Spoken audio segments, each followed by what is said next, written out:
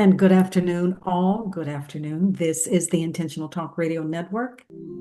This is Black Women Speak. I am your host, Collette Williams, along with my co-host, Delia Gray, and with our special guest, Dr. Keisha Downey. And as we get started this afternoon, we are going to listen to the Altadena anthem. I think it's wonderful. It's awfully emotional, but I'm sure you were here in January when the fire took place. And this is an ode to Altadena. We grew up in Altadena, 1963. My parents moved us to Altadena in May of 1963. And to see that it is all gone, it doesn't matter that it's almost 10 months later, it's still heartbreaking. It's still heartbreaking. So we're going to take a minute to just listen to this because it gets to the core of what took place and how people really feel about Altadena. It will never, ever be the same. And I'm reading daily that they're putting a lot of prefabbed homes in Altadena. No, that won't work. And I'm telling people they're going to change the name because everything is going to be prefab. It's painful. It's really painful. So I'm going to stop talking so you can listen. There were tears in my eyes as I saw the red sky, and all I could think of. Altadena was my town, and I know it was your town too. Altadena was my town, and we'll build it back all brand new. Cause we all know as we put on our boots, that is where we got our roots. Altadena was my town. Whether you're white, brown or black, we're gonna build it all back. Because Altadena was my town, and I know it was your town too. Altadena was my town, and we'll build it back all brand new. Cause we all know as we put on our boots, that is where we got our roots. Altadena was my town.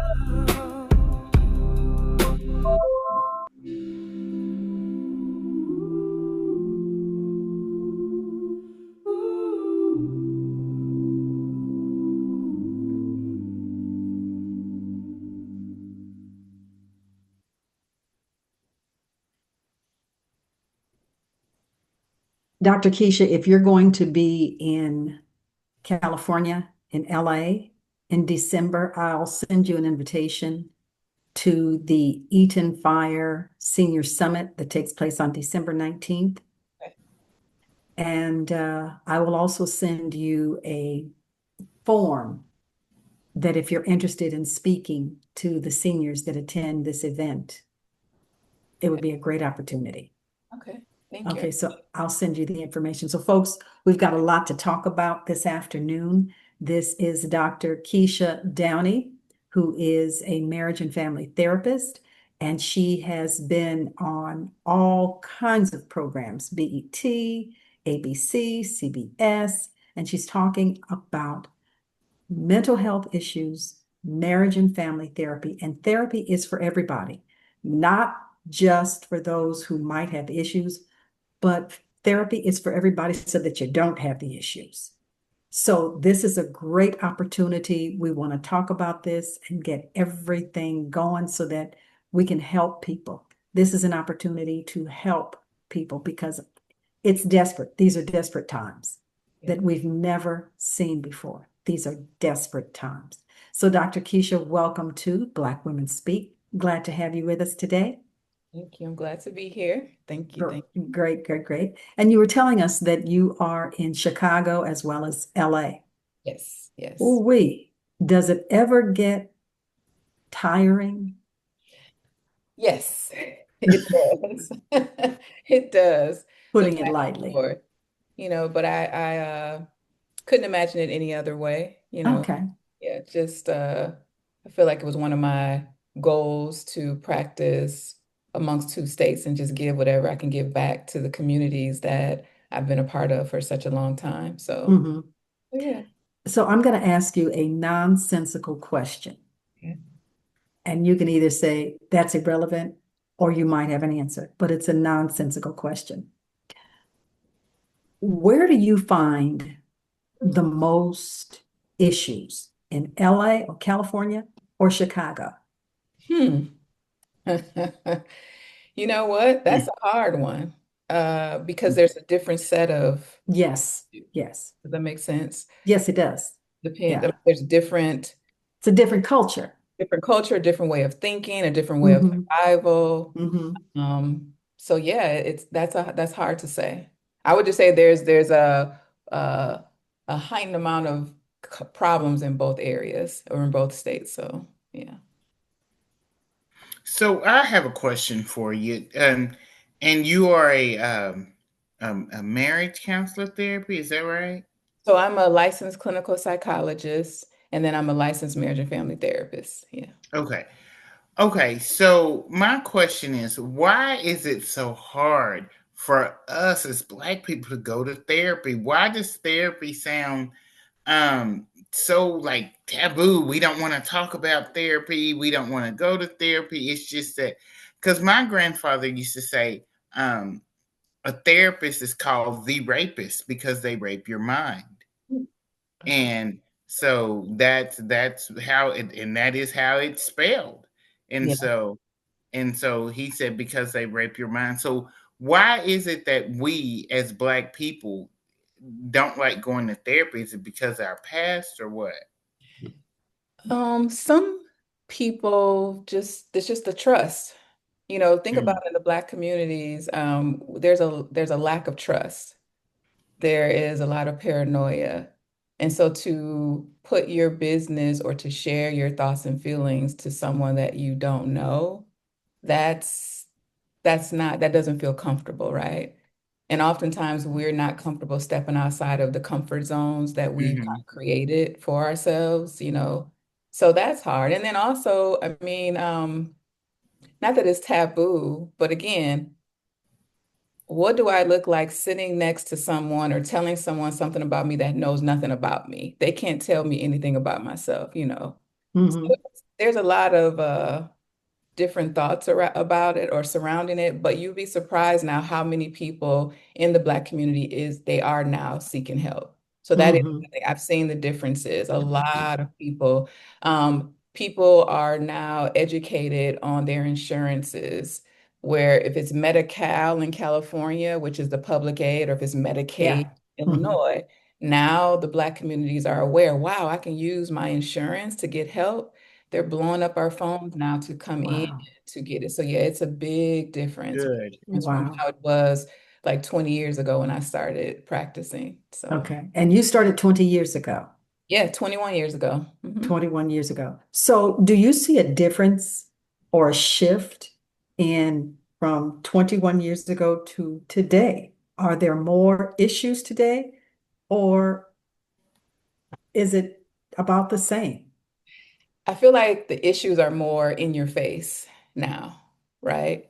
And I do see kind of like what I just mentioned, the shift is we have a lot more of the Black and brown people coming in for treatment.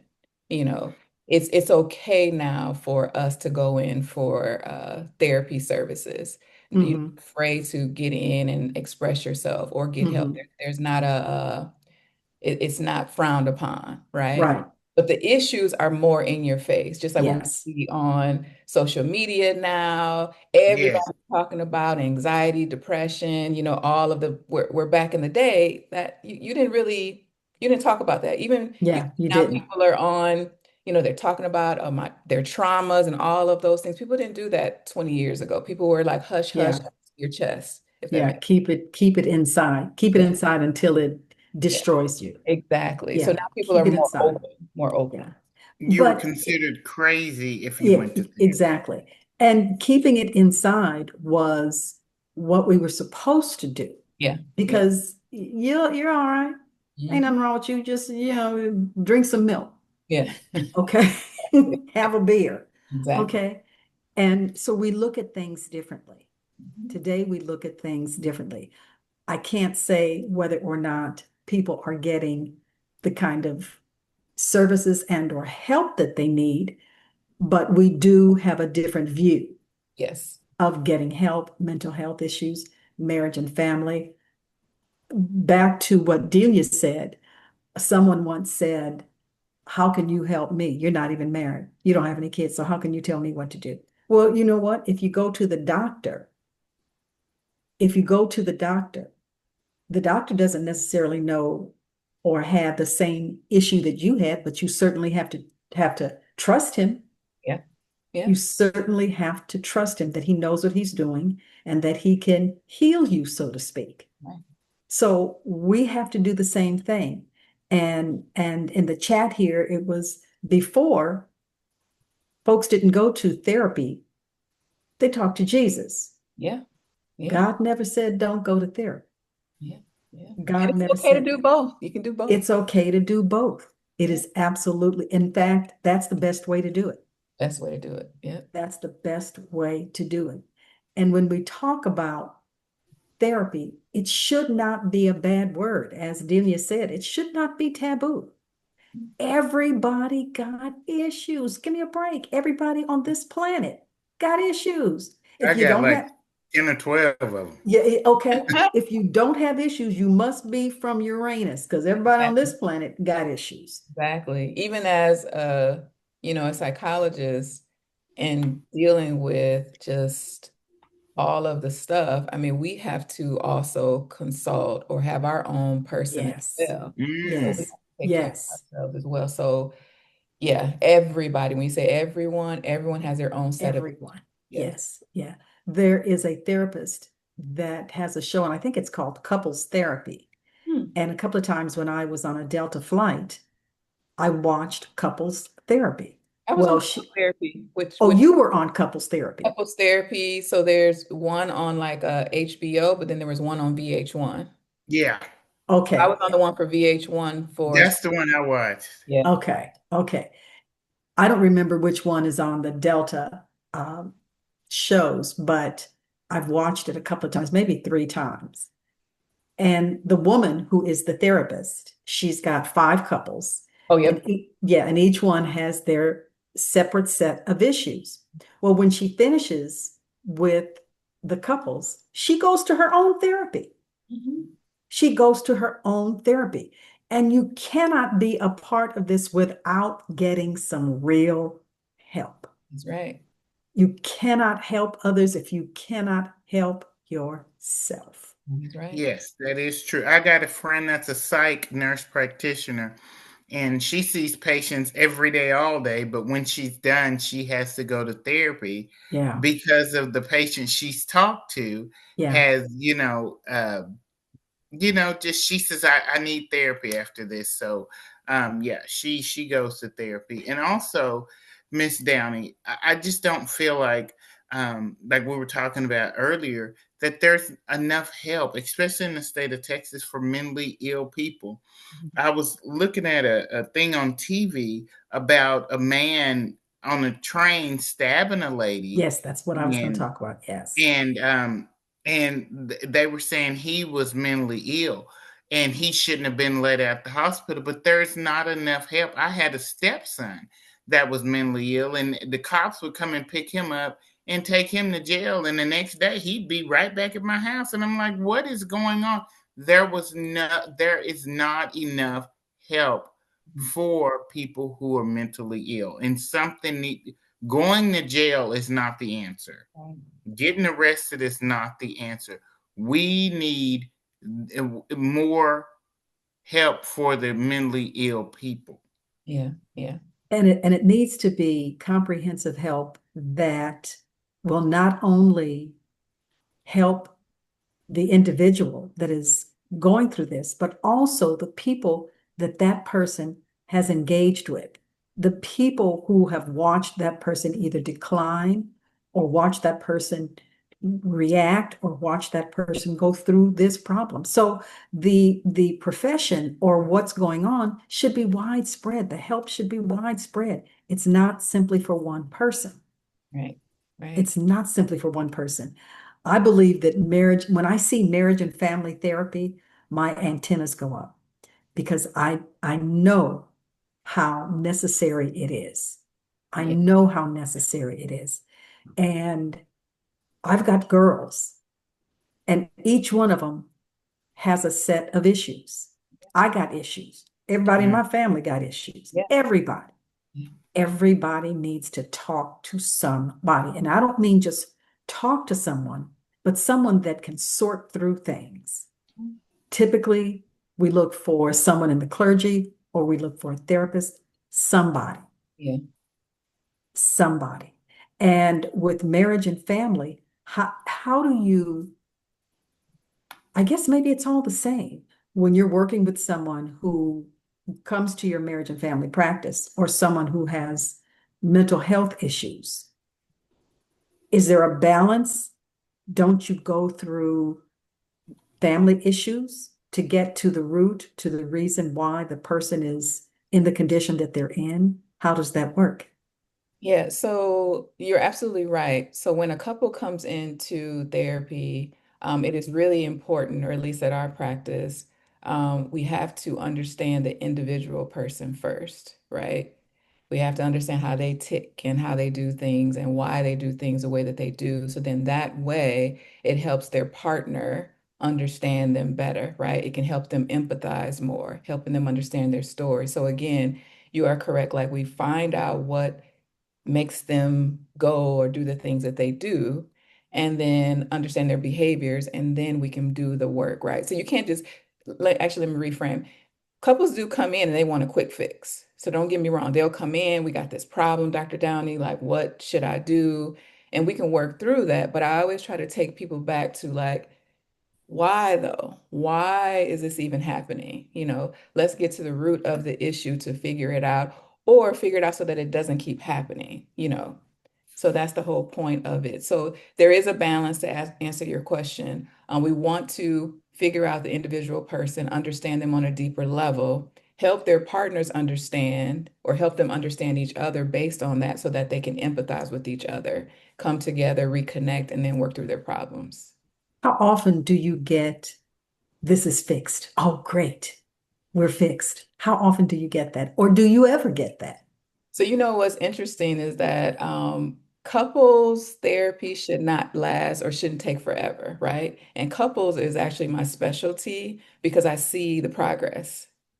So again, Oh. you would think in individual therapy, those are my people that are with me for a very long time.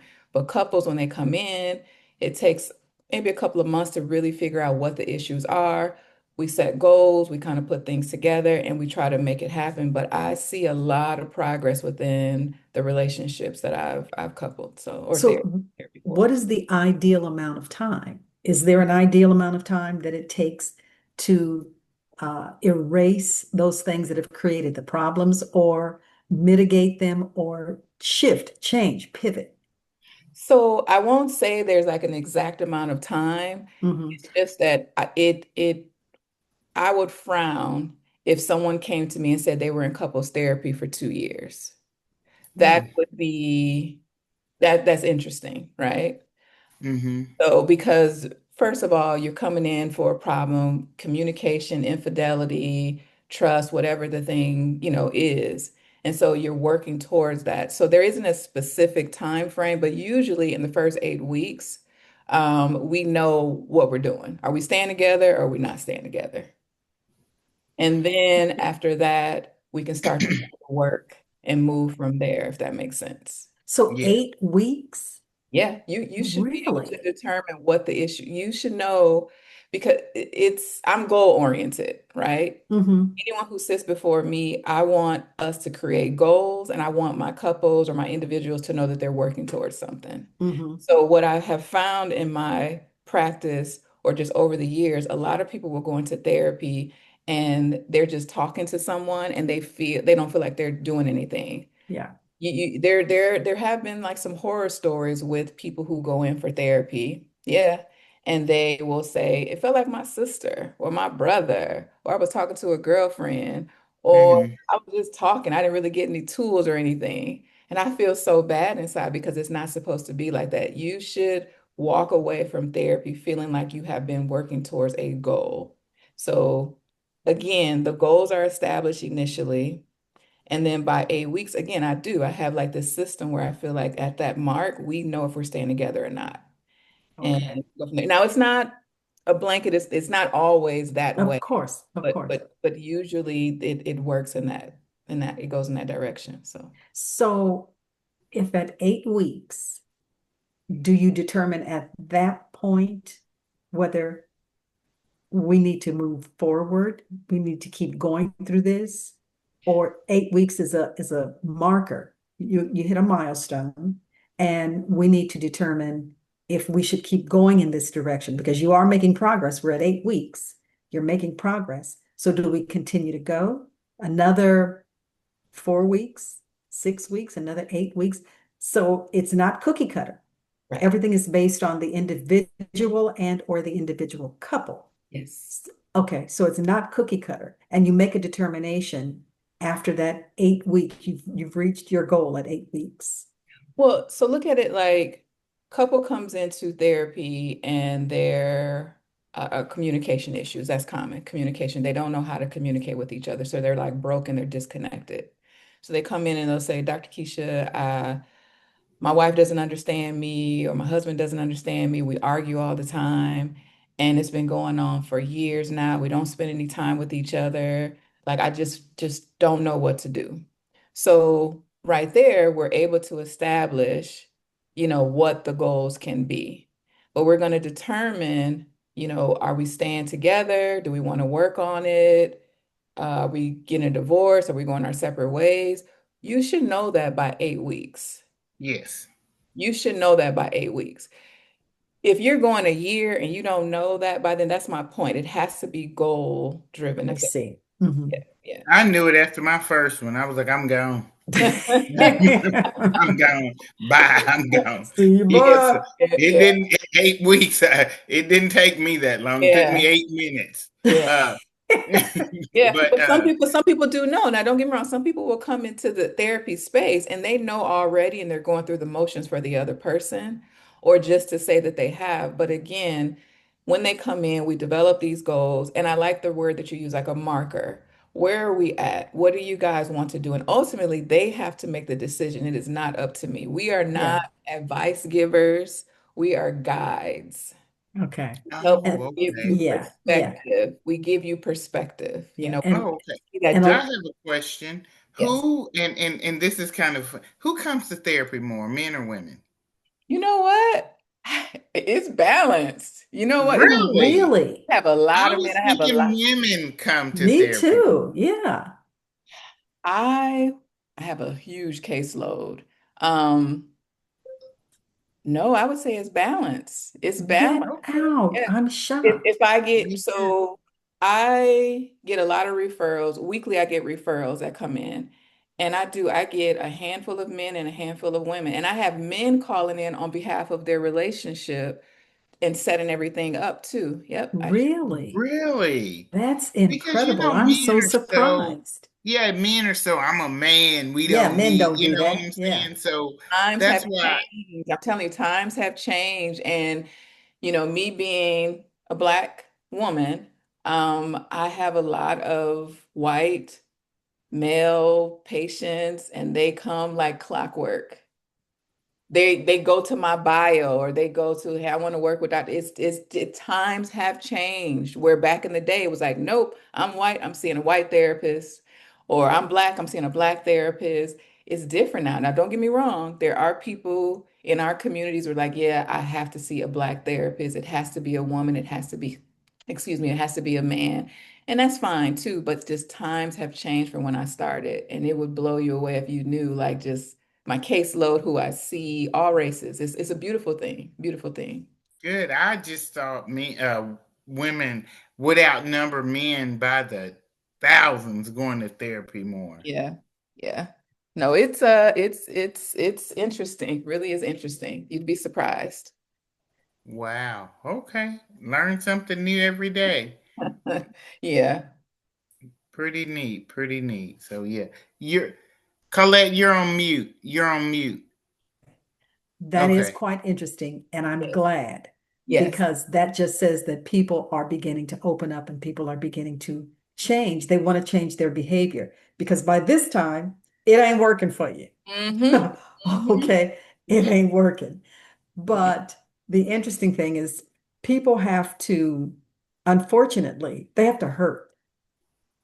They have to hurt first. You have to go through something You first got to to go through something bump the first. head and everything. Yes. Bump the head, get bruised, get cut, Yeah. get put out, get all those things. And Yeah. then they decide, Yeah. okay, maybe I better, Mhm. maybe I should. And Yeah. it might take some convincing and some pushing. Well, okay, maybe if I, yeah, well, you come on, Yeah. really? Yeah. And it's so necessary. It is so necessary. But this is something that everybody definitely, without question, really and truly needs. And Yeah. if we don't get it, the damage is just insurmountable because it continues to go, go, go.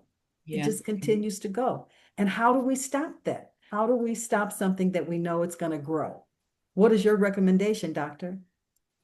How do we stop something that we know can or will grow? I feel like the first step is that we have to realize that there's a Mm. problem in the first place, right? A lot of people are, I won't say a lot. Yeah, a lot of people are in denial still about their problems. They do not know how to take accountability. They're forced into therapy spaces, and so you won't see a lot of work being completed or done. But I think Because they that's don't think there's anything wrong. they don't think there's Ain't anything. nothing wrong with me, it's you. Yeah, yeah, All you got to do is change your shoes, do what I say do. It ain't me, exactly. it's you. Yeah, Narcissist. Yes. yeah, Yeah. yeah. Yeah. So that one is a hard, but I will say people who are coming into therapy now, they're ready. They seem to be ready. They're ready Hmm. to do the work. Um, it's scary for some people though too. Sure It's it is. a lot Hmm. of trauma, a lot of stuff going on, and it's hard. And that's why you have to meet your person or your patient where they are. Hmm. And it depends on your therapeutic style and things of Right. that nature. But yeah, And what does that look like? Excuse me, but what what does that look like, meeting them where they are? What does that look like? So if you come into therapy and you state to me that you had a traumatic moment or you lost someone significant in your life, and in the first session, I started just pushing you to tell me about the person and tell me more or how did they die or this, that, and the other, that would be unethical for me to do that. I need to meet you where you are. So I have to just follow your lead. So if you're sitting there and you're just kind of telling me a little bit about your person, slowly introducing me into your life and things like that, I need to just kind of stay there, right? I need to build a Mm. rapport with you. You do have some therapists that just shoot for it. First session, just go right in, and you can lose people that way. We have to be very mindful of the person who is sitting before us. You just have to. You have to read the room, read the cues, and really, really figure out the person sitting before you. And then you will know kind of what tools to use or how to proceed or how to move with that person, how to navigate the space, if that makes sense. Okay. Okay. That's how to navigate the space. And with that, when you're looking for cues, when you're looking for things, and you're navigating the space, what if you never get to a point where you can find what you want? Because one thing that is certain that I've learned, Mhm. people are going to give you what they want you to have. That's right. They're going to give you just and only what they want you to have. Mhm. If they don't want you to know the real deal, they ain't going to give it to you. Mhm. And if they feel like, let me just say what I think they need to know, it's a waste. Yeah. Yeah. It's a waste. And how do you get past that part? You know, so I've been doing this for quite some time now, and me and my colleagues, we have a joke like those types of individuals, our hairs kind of stand up on the back of our necks, and oftentimes that's personality stuff. So that's personality, maybe disorders and things like that. And so those types of individuals we just treat a little differently. And so again, if you want to come into therapy, you want to do the things, but we might challenge it a little bit more, right? In those instances. But again, Mm-hmm. it takes time because you're right. People will come into the therapy space and they're not as upfront. But again, the therapist has a duty to provide the space, the container, the safe container for them to open up, right? Mm-hmm. Mm-hmm. So if you're lying, sometimes that'll we pick up on that at some point anyway. Yeah. And a lot of the time, those tall tales backfires. Yep, yep, Catch up to yep, you. Yeah, yep. what go, Karma, she hangs around a lot of people. Yes, she They does. just don't know it. Yes, she does. Okay. Yes, she They does. just don't know that karma's been there. Yeah, yeah. Okay. So it makes, I think it may not necessarily make your forward movement difficult, your navigation difficult, but it's something that you have to be very mindful of. Yeah, yeah, yeah. What I've learned is, again, I have to get to know you. I have to. Um, my niche is rapport building. So like a lot of people always say, like mine is I have to take the time to get to know you first. I ask 500 million questions in a mindful way, in a respectful way, of course. But I have this thing that I have to put on your lenses to see how you view the world, right? And the only way that I can do that is if I take the time to get to know you first. And then what happens is people appreciate that. And so then they give me more. They open up. Mm-hmm. They are forthgiving. It makes the therapeutic relationship so much more better. It's like a stronger bond. Mm-hmm. We use that space to get what we want, meaning Mm-hmm. that if I can get you to like me and I can get you to open up to me, I know that I can get you to get some work done. Okay, okay. My daughter was at a party for the cheer mothers. My Mm, granddaughter's in cheer, so the mothers were having a party, and maybe not necessarily a party, but anyway, it was a gathering, mm, and there were 11 mothers there. mm, And because of the geographic location, most of the mothers were white, brown, Asian, and only two black. Out of the 11 mothers there, more than half are in divorce. 6 out of 11 are in divorce. And these are young people. These are young mothers. All of them, uh, I'm sure, between the ages of, I don't know, their late 30s, all up into their 40s. yeah. Yeah, young. And they're all in divorce. And I thought, you got to be kidding me. And that is, and I hear say, well, that's about right because the divorce rate is over 50%.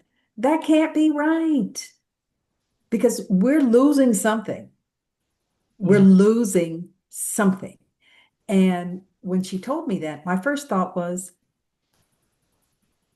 it really can't be that difficult for you two people to get along and to stay married. All of them have kids. That's why they're there to cheer. They all have kids. They all are employed.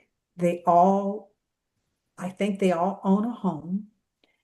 What is it about this couple that gets them to the point where they can't get along and it's a wash, it's over? I don't understand that. I do not understand. In fact, I don't understand it. And I called a girlfriend of mine and I said, you got to come on the show so that we can have a conversation about this. And Dr. Keisha, I'm inviting you back to have a conversation about this because one of the things that I have seen with young people is the mistakes.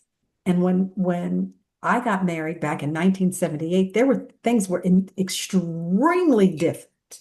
Mm, They were extremely different. mm, But nowadays, hey, if it ain't working, see you bye. yeah. It's simple. It is simple. Get a divorce.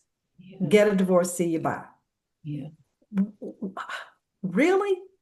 Yeah. I have learned that couples do not take time out to really get to know each other beforehand.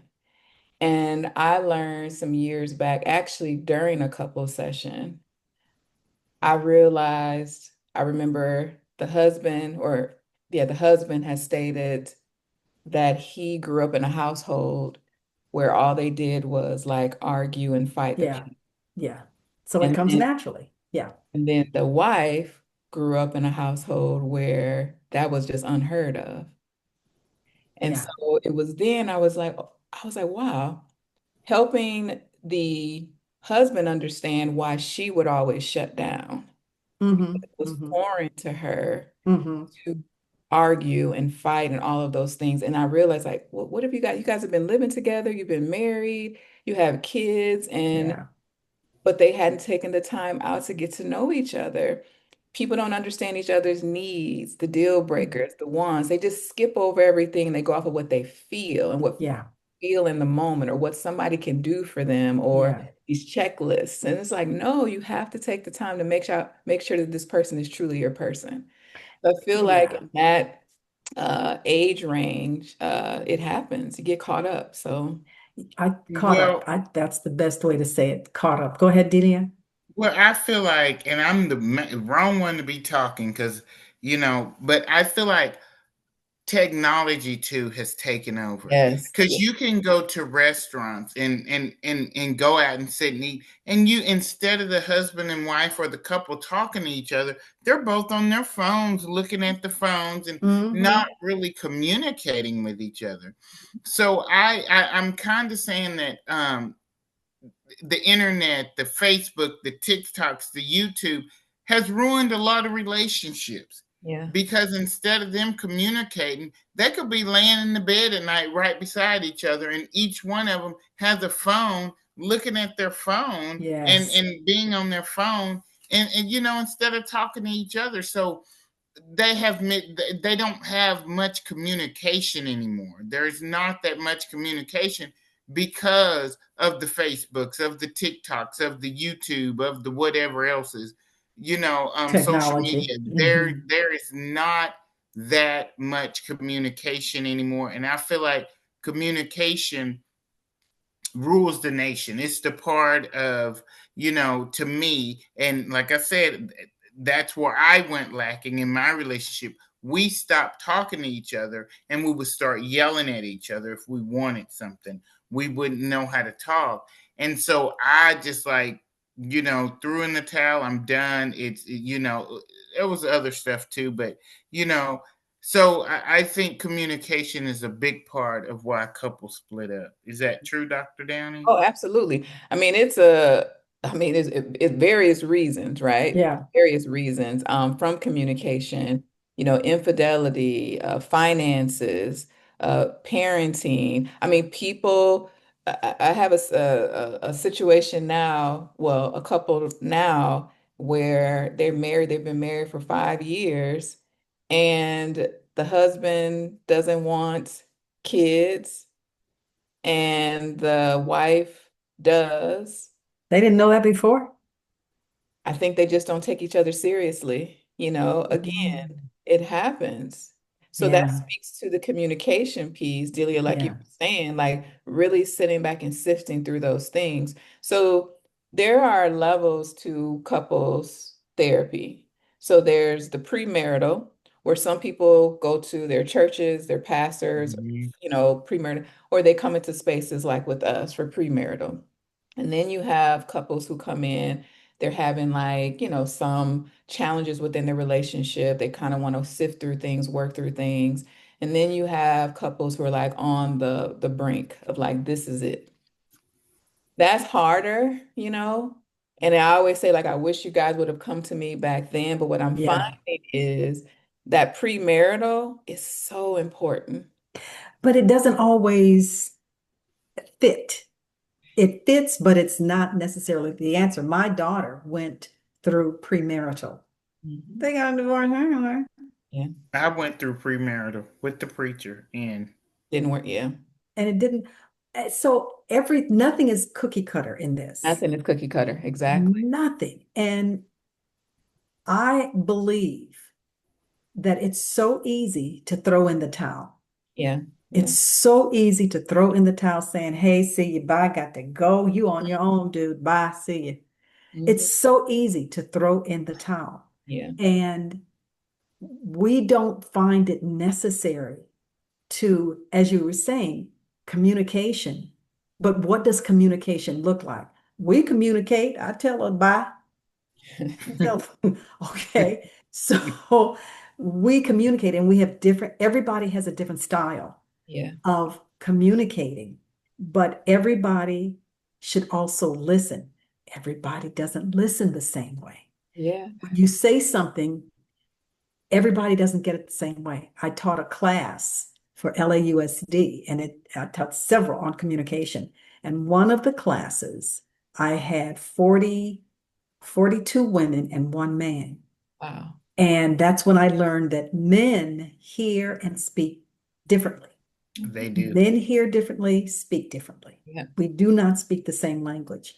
Well, I gave a woman a one-liner. I whispered in her ear, we will break for lunch at noon. I thought it was real simple. I thought it was real simple. The room was situated in a half circle. Gave it to her. She was supposed to turn to the person sitting next to her and whisper the same thing. So it was an Right. exercise. And I understand that Right. this exercise is somewhat common. How do you hear stuff? Yeah. Yeah. So turn, okay, same thing. Got to the man. He said, I don't know. I don't know. There's something about lunch. I don't know. I don't know. He could not regurgitate what Yeah. I said. And he was so confused and so out of it. It was like he didn't know what to do. He could not get it. Yeah. He Well, could not get he was in a room with 41 women. it. That's it right there. That's it right there. He was Yeah, that's a over problem it. right He was there. over it. I, Over I, it. I wasn't going to say anything. I wasn't going to get it because let you ladies have it. I do want to bring something up to the good doctor. This whole dating thing, marriage thing, courting and all that. And I tell a lot of younger people, it is a relatively recent social construct. You know, 75, 100 years ago, people weren't dating. You know, you were a young girl. You were 13, 14 years old. Your father had a farm. There was a farm 2 miles away. There was a 28-year-old son who was going to get 100 acres for his father. You became his wife. It was really in last century where people really started this dating thing. And I jokingly say to some of these younger people, we should go back to arranged marriages. Yeah, I It is, it believe too. is, it Yes, is too yes. easy to get out of it. I'm done. I'm going to get out of it. And I think we see marriage, even in our generation, even as boomers, a lot of people saw marriages as basically disposable. Yeah. I'll get Hmm. married, and if it doesn't work out, I'll just divorce her and I'll get married to somebody else. Yeah. Yeah. Go ahead. Can you speak to that, doctor? Yeah, no, I actually see that and just thinking of situations where some people are in it though, believe it or not, to the end. Um, and some people they realize they have options. The younger generation, I will say, are the ones that feel like I don't have to deal with this. I'm out. Some of my older couples, they will stick in there, but I feel like it's just the mentality of everybody, right? Like our generation, like the boomer, like we will stick it out. We will stick Yeah. it out. We know better in a sense. Right. The younger generation is just a different type of generation. Yeah. It's different. Yeah. The cell phones, the social media, I mean, it's really different. So yeah, and it's how you're raised too. I mean, it's Yes. value system. If you see marriage and you see longevity, some people are prone to sticking it out. But again, to each his own. There's no cookie cutter. And when I think about the relationships that I work on, I mean, everybody has their own thing going on. Yeah, everybody does. And I used to say to people, what in the world could you possibly be arguing about? That to me, and it's just me. I've Yeah. said it to my daughters. I said it to other people. Really, you don't own nothing together. You don't have any money together. You don't share a home. You don't share any of those things that might cause disagreement. What could you possibly be arguing about? You must go in the backyard and pull out something and we're going to argue about this. Uh-uh. There's not that much to argue about. It's just the opinions are different, the personalities are different. So if they believe one way and I believe the other way, and That's they trying enough to to argue. Yeah. insert, they're trying to insert their way of believing on me, and I'm trying to insert my way of believing on them, it's Yeah. gonna cause a Mm-hmm. clash, you know. Mm-hmm. So that's just the way I feel. So yeah. Yeah. It's too and Dr. Keisha, you're right. If you see longevity, but I saw longevity, but I just did not. I guess I broke the mold because I just cannot stand people who try to make other people unhappy. You Well, know, it sounds like you knew what you deserved. You know what I mean? yes, That's what it feels like. You knew what you would deserve. So I don't want people to stay in relationships and be unhappy, right? But I also, like you guys are saying, we don't want people to just throw in the towel because they're No. tantrum either. Yeah. But to speak to like Colette, what you were saying, like I feel you're right. You don't own property together, you don't have things, but when your needs are not met though, Mm-hmm. when your needs, those deal breakers, if I need you to touch me, if Mm-hmm. I need affection and attention, and you are not giving that to me, that could start to be that could be heavy on people. As Sure. yes, as Mm-hmm. that may sound, Mm-hmm. if I need you to be a provider, and that's all that I saw was my father providing for my mother, and that is a huge value of mine, and you can't hold a job Mm-hmm. and you keep losing jobs and I keep having to go borrow money for our family, you can't, that could tear on the Sure. human Sure. mind. So again, Yes. it really boils down to, at least from my experience, the needs, right? Again, not the wants and the desires, but the needs. And the only Mm-hmm. way that you're going to know that is through experience, right? You go through things to understand what you need in life. Mm-hmm. Mm-hmm. So I'm sure you know what you need from somebody. And this is more than just like a romantic relationship. I'm talking about in interpersonal relationships, friends. Yeah. You know what you need from people. And if you don't get it, you might get a little distant from the person. So imagine Mm-hmm. what happens inside of a romantic Yeah. Yeah. relationship. Yeah. And And no, go ahead. no, you go ahead. Go ahead. I was just going to speak to the listening piece. There's a thing that I listen to understand and listening to defend. Yes. Yeah. So oftentimes people listen to defend. If you're already like ready to In say your defense. thing, Yeah. yeah, Yeah. you didn't even hear what the person said. Yeah. You know? Yeah. So we Yeah. practice that in communication, in session, like just listening. You would be surprised with how many people are on the edge of their seat, just ready to say their thing. I'm like, what did they say? But it requires practicing active listening. And like Yeah. you said, by the time it got to that guy, he had no way No of clue. going on. But that was He because had you weren't no listening. clue. And I mean, absolutely not one clue as Yeah, to what was said. And yeah. I kept going, what are you not Like this getting? is so simple. Yeah. God, it's so simple. But I was also in another one where Dr. What was her name? I can't think of her name, but that's really superfluous. But anyway, she did this exercise, and it was to determine who's left brain, who's right brain, and who's in the middle. The men in the room were pissed off. They were pissed off because after she describes what right brain is and what left brain is and what the middle is, ooh they're probably still pissed off because it was really easy. And when the men got mad and she issued this assignment, this quiz that we had to take while we were right there, and she was going to talk about it, the men put the pencils down, pen down, and walked out of the room because they did not want to be told that they were right brain. Yeah. Most of them were right brain, Yeah. most of them. And the women, those of us who were sitting through this and through the exercise and going through all of this, We thought, whoa, that says you're right brain. Yeah. Okay. Yeah. Men didn't want to hear it. Yeah. And they thought it was an attack. Yeah. They thought it was an attack. How can you tell me? I'm not a right brain. I know what I am. I ain't got no brains at all. What makes you think I'm a right brain? Well, that's it right there. You ain't got no brains at all. Hmm. Right. Yeah. Okay. But it was that those two were so telling.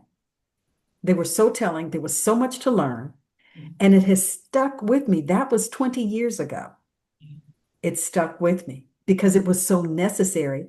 And I felt that it was necessary in order that we get this information and how we interact with other people. Who doesn't want to be better? Yeah. Who does not want to communicate better? Yeah. Yeah.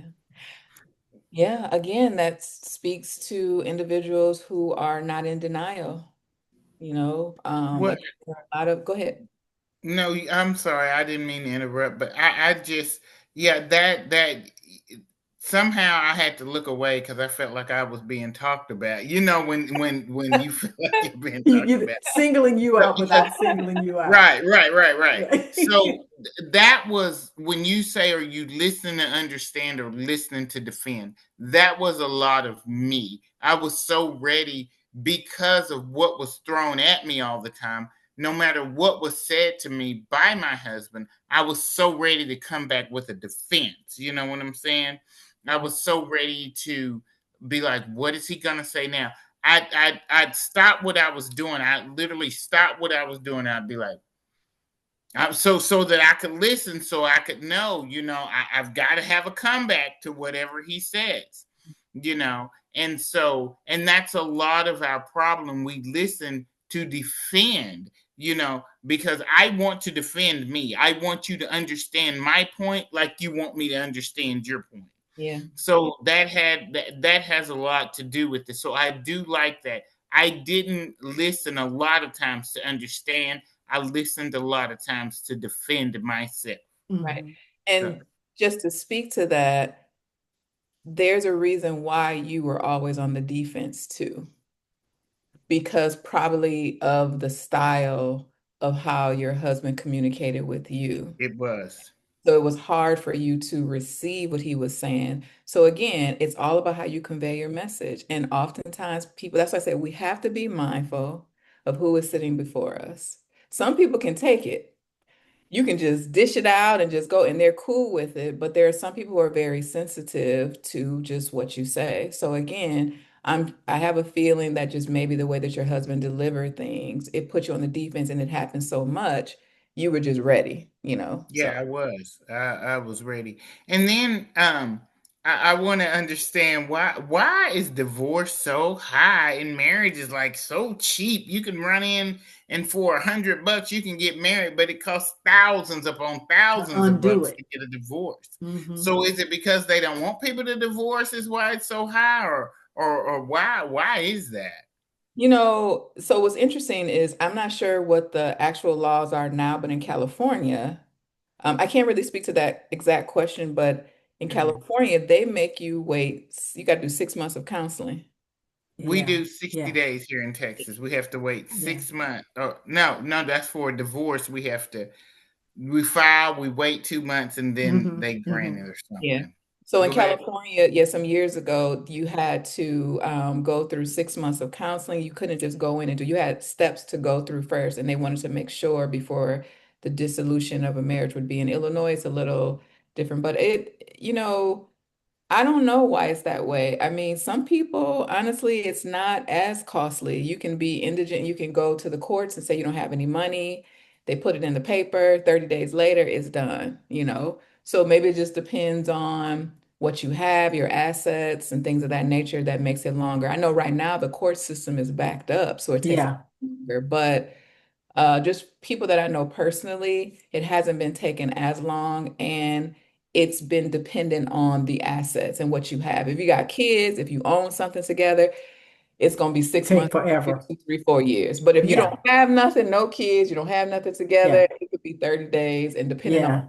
the system. So, And Well, it and took me a year because of I filed during the pandemic, and okay. I did go through a place called Lone Star Legal Aid where they did help me get mine. But a lot of people, like one lady said, I can't afford a divorce. So it's like me and my husband are roommates. We just live in the same house because I can't afford to divorce him. And, we got too much stuff together for us to divorce. Yeah. wow. So we just live as roommates. We're not husband and wife. We're just roommates because I can't afford to move out and he can't afford to move out. Yeah. So that does happen. Mhm. And it's really, again, it's speaks to where we are in this society. Yeah. It really speaks to where we are Yeah. because one, there's no sticking it out. Everybody's got issues. My issues are greater than your issues. You did this, or you said that, or you this, and you said that. And just as Delia was saying, people, we don't listen. We just choose not to listen. And oftentimes, there's so much that has gone on. Listen to you for what? Yeah. Yeah. Hmm. Listen to, I listened to you and look where it got me. So Mhm. listen to you for what reason? Yeah. Okay. But, and we go back to some of the traits that I use in my character education: character, integrity, dignity, trust, responsibility, honesty. Some of those things don't enter into a person's purview, so Yeah. they choose not to be one of those who demonstrates those traits or those characteristics. However, when it comes to coming back the other way, they want all of that. Yeah. And they don't realize that what they have given, you can get that. Right. So whether we listen or not, we still have to think about, and correct me if I'm wrong, doctor, we still have to think about what went in, Yeah. Mm. what went in before we got there. Exactly. No, you're right on. Right on. Yeah, so what did we think about a cake? I was looking at something today about this guy and this woman. They make these huge, wonderful looking, mouth-watering pound cakes, Mhm. and they use great ingredients. Well, if they didn't use the right ingredients, they wouldn't get those great Exactly. looking pound cakes. Exactly. So we have to be mindful of what we put in. And that old adage, you're going to get what you put in. You'll get out of it what you put into it. Hmm. Right. And we don't, there are a lot of folks that don't want to take responsibility for what they've put in. Mm-hmm. Which makes it harder when they come to me. And sometimes we think if you come into a relationship, you think, "Oh, I can change them. If I love them hard enough, I can change them." But it no matter what you do, how much you love them, they still don't change. So and a lot of people come into relationships like that. Oh, he won't do me like he did such and such, or and they do. I feel like no matter how much sometimes how much counseling that a person goes through, if they're a what, they're going to still be a what, Yeah. you know. Yeah, So, yeah. you know, Even down the road. Even down yes, the road. Even down the road. yes. Yes, there's still going to be it. And at the same time, we still, we, people don't change unless they want to. That's right. They don't change unless they feel that there's a need. That's right. Ain't nothing wrong with me. Why do I have to be the one to change? Yep. Why do I have to be the one to change? She wouldn't give me my dinner. So why do I have to be the one to change? Yep. So we, unfortunately, we let petty drive us. Mhm. We let petty drive us. We let petty things interfere, and those petty things become bigger and bigger and bigger. Yeah. And then it blows up. Yep. Turns into a big toxic mess. Yes, yeah. And nobody wants to be blamed for the toxicity.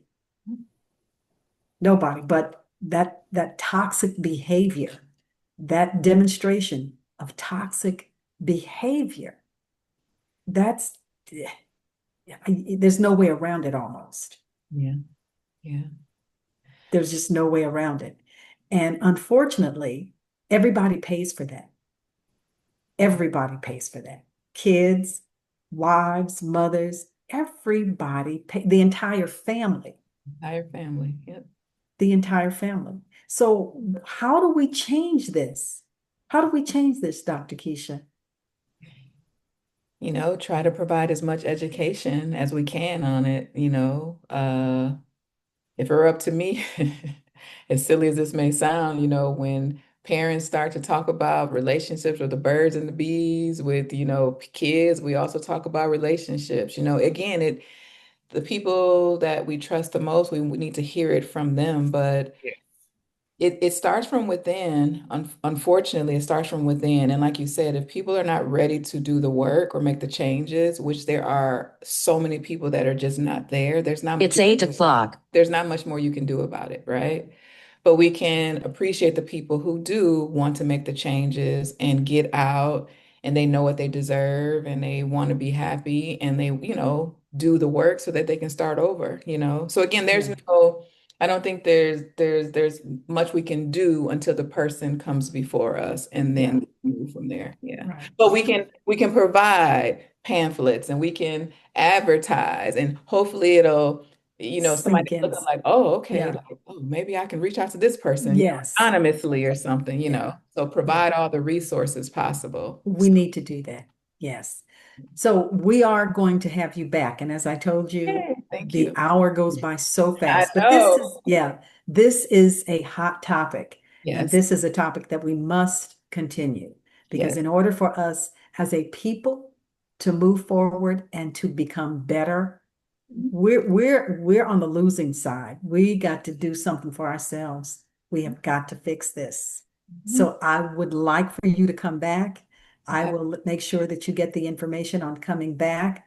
But Dr. Keisha, it has been informative, and we greatly appreciate your time to be here. You're in Chicago. Enjoy the Windy City. I'm sure you will. Yes. Yeah. Why don't you give the folks how they can get in touch with you? Well, first, I want to say thank you for having me. I really enjoyed my time with you both. It's just very warm, and it just flowed very, very Yes. easily. So, what a way to end my night after patient. Yes. That's a really great. So thank you. And I could be reached. Everything is Dr. Keisha Downey, DR, and then Keisha Downey on Instagram, Facebook, and then my email address is the same as well, Okay. drkeisha.com. So yeah. Try to make it Okay. easy and simple. Yes, great, great, great. Well, thank you so much. It has Thank been you. enlightening. And there's, again, so much more to talk about. We Yes. can't do this in just 1 hour. No, Cannot no. unpack everything. We've got to come back. So Yes. thank you so much. It's been a pleasure. Thank Folks, you. thank you. Thank you. Thank you, folks. so much. Thank you. Nice to meet you, everyone. So thank you. Thank too. you. This is Hump Day right here on the Intentional Right. Talk Radio Network. The week has ended already. The week has ended. So thank you for being a part of the show. We're glad that you were here.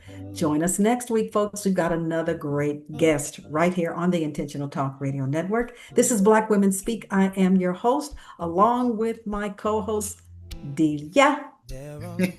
So we will talk with you soon. Be safe out there. Be careful. Take care of yourself and take care of someone. Have a good evening, folks. Bye, Dr. Keisha. Nice to Bye. meet Thank you. Nice meeting you too. Have a good All one. right. Take care. Bye-bye. Have a good one. Bye-bye. Let it turn our blue skies gray. One day we'll see where this is all gonna lead. One day we'll figure it all out. And when that day comes, you'll come running to me, and there will be no more doubt. Unusual circumstances are with us every day. Unusual circumstances are getting in the way. Unusual circumstances, there's nothing we can do. Unusual circumstances, but between me and you.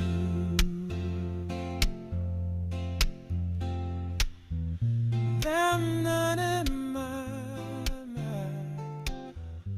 I'm not